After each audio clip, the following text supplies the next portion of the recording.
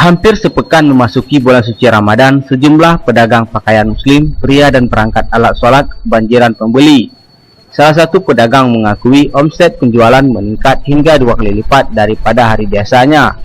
Laris manis seperti ini tidak sering dijumpainya, hanya di bulan suci Ramadan saja.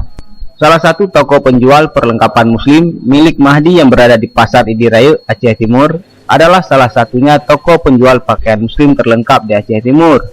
Saat bulan Ramadan tiba, toko ini dibanjiri pembeli dari berbagai daerah. Ia mengakui setiap memasuki bulan suci Ramadan, usahanya tersebut dibanjiri omset 2 kali lipat dari hari biasanya, hingga mencapai 70%. Lebih daripada 75% dari hari-hari biasa, Bang. Itu peningkatan, Bang. Peningkatan ya. Berarti untuk hari-hari biasa itu gimana, Bang? Penjualan kita? Kurang. Hanya ini peningkatan penjualan ini kapan? Dari memegang lah. Dari hari memegang. sebelum puasa. 1 hari sebelum puasa, Bang ya. Itu sudah meningkat Ya. untuk penjualannya, Bang. Untuk kedepannya ini, Bang, apakah ada pemasukan barang-barang lagi atau gimana, Bang? Tapi ya kita mesan aja. Kan modelnya udah ada. Berarti kita mesan dengan model yang terbaru. Yang paling banyak lagu itu baju-baju gimana, Bang?